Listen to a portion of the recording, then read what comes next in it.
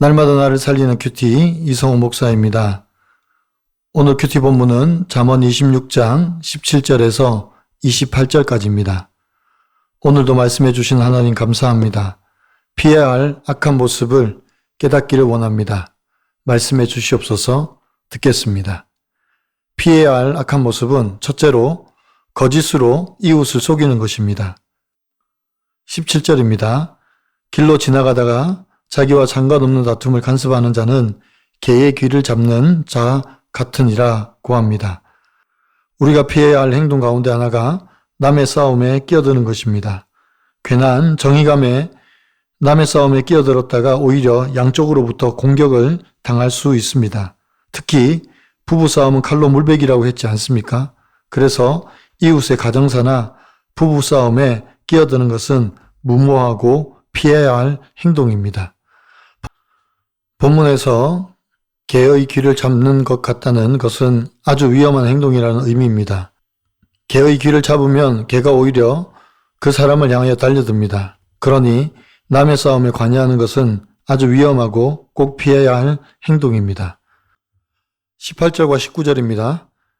횃불을 던지며 화살을 쏘아서 사람을 죽이는 미친 사람이 있나니 자기의 이웃을 속이고 말하기를 내가 희롱하였노라 하는 자도 그러하니라 고합니다.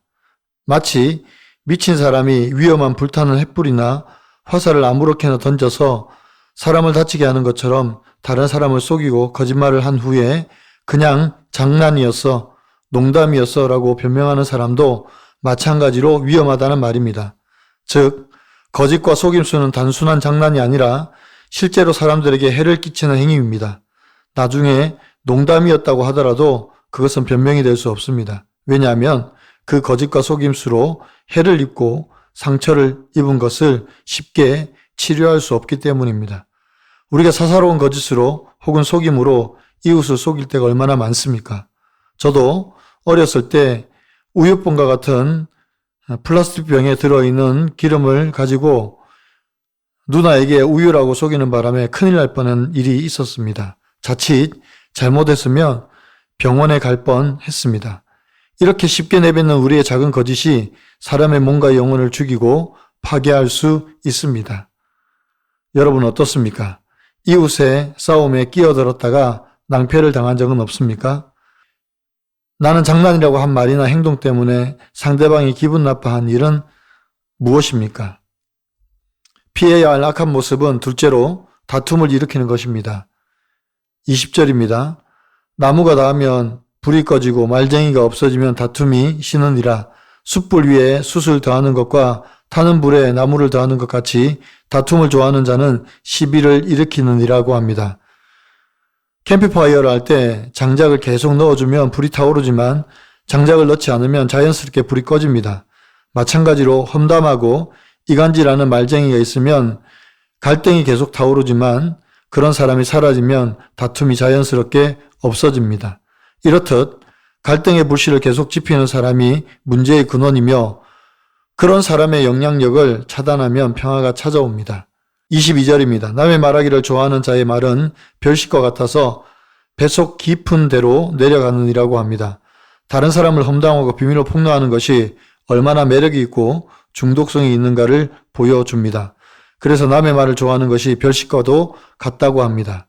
요즘 SNS나 온라인에서 많은 사람들이 자극적인 영상이나 가짜 뉴스들을 퍼뜨리고 있습니다. 마치 중독자같이 그 일을 하고 있는 사람들이 있습니다. 또 반대로 그런 영상이나 정보를 즐기는 중독자들도 많이 있습니다. 별식은 잠깐 즐거울 수 있으나 결국에는 건강을 해치게 됩니다. 잘못된 정보와 험담이 흥미롭고 즐거울 수 있지만 이런 것들 때문에 수많은 사람들이 고통을 당하고 마음과 영혼이 파괴되고 있습니다. 그래서 우리는 이런 것들을 원칙적으로 차단해야 합니다. 23절에서 26절은 위선과 악한 계략은 일시적으로 성공할 수 있지만 결국 진실은 회중 앞에 다 드러난다고 말하고 있습니다. 27절과 28절은 악한 마음과 행동은 일시적으로 성공하는 것처럼 보여도 결국 자신을 파괴하는 결과를 가져온다는 하나님의 공의로운 섭리를 보여주는 말씀입니다. 예수님께서 바리새인에게 외식하는 자라고 말씀하셨습니다. 왜 그렇게 말씀하셨습니까? 자기만 옳다고 여기고 다른 사람들 무시하며 자기만 지옥 가는 것이 아니라 다른 사람들까지 데려가려고 하는 위선적이고 교만한 자들이기 때문에 그렇게 말씀하셨습니다. 결국 그들은 자기 스스로 함정을 파고 그 함정에 빠진 자들입니다. 적용 질문입니다. 나는 여기저기 남의 흉을 보고 다니며 시비를 일으키는 말쟁이는 아닙니까? 내가 한 거짓말에 함정에 빠진 적은 없습니까? 이런 나의 어리석은 모습을 보고 나는 어떻게 했습니까? 사람의 말을 분별하지 못해 별식과 같이 배속 깊이 흡수하는 저의 악을 깨닫고 언제든지 다시 죄의 유혹에 넘어질 수 있는 자임을 알고 하나님께 지혜를 주셔서 범죄하지 않기를 간구한다는 한 성도님의 큐티인 묵상 간증입니다. 결혼 5년 차에 남편의 외도를 알고 이혼을 결심했습니다. 술에 취해 귀가한 남편은 제가 작성한 이혼 소리를 보더니 친권을 포기할 수 없다며 혈기를 부렸습니다. 그런데 며칠 후 은행에 다니는 남편이 사기 대출에 연루돼 구속되었습니다. 이 일로 저는 남편을 딱 한 번만 용서하기로 마음먹고 이혼 생각을 접었습니다. 이후 남편은 무죄 판결을 받고 은행에 복직했습니다. 그러나 저는 남편이 이번 사건으로 직장에서 승진하기는 어렵겠다고 생각되어 보험회사 임직원에서 영업 직군으로 보직을 변경했습니다. 그리고 두려운 마음에 기복신앙으로 급여 외에 영업수당금의 50%를 감사원금으로 드릴게요 라고 서원 기도를 했는데 막상 영업 실적이 전국 상위권에 들고 수당금을 많이 받게 되자 헌금하기 아깝다는 생각이 들었습니다. 당시 저는 어릴 적 상처로 상담을 받고 있었습니다. 하루는 상담사에게 직장 일을 이야기하다가 출근하면 하루를 기도로 시작해요. 지금 좋은 성과를 내는 건 제가 한 게 아니라 주님의 도우심이에요. 라고 말했습니다. 그러자 상담사는 하나님께 기도해도 모두가 좋은 성과를 내는 건 아니에요. 당신이 일을 잘하는 거예요. 라고 했습니다. 순간 별식같이 듣기 좋은 그 말이 제 뱃속 깊은 데로 내려가서 저의 욕심을 건드렸습니다. 그리고 그날 이후로 저는 감사헌금을 드리지 않고 11조만 드렸습니다. 몇 년 후 저는 암 진단을 받고 휴직했습니다.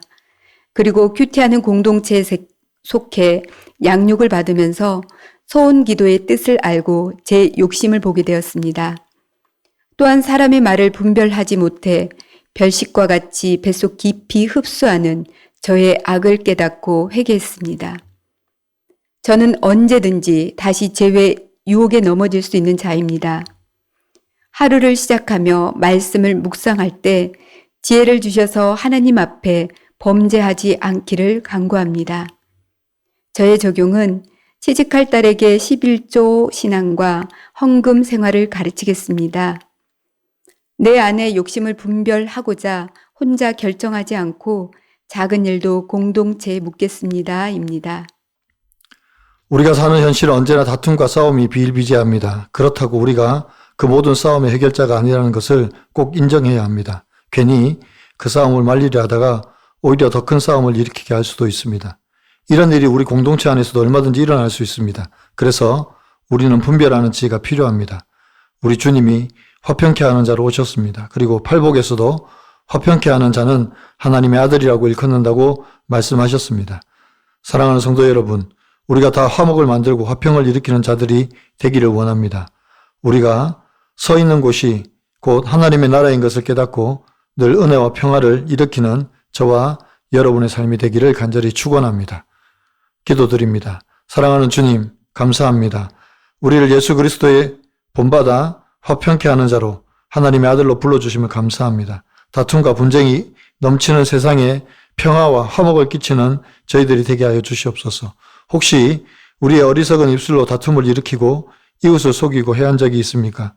주님 용서하여 주시고 이제는 이웃에게 기쁨과 행복을 나누는 자들이 되게 하여 주시옵소서. 주님만이 우리의 기쁨이십니다. 주님만이 우리의 화평이십니다. 그 주님을 이웃에게 전하는 저희들의 입술이 되게 하여 주옵소서. 예수님의 이름으로 간절히 기도드립니다. 아멘.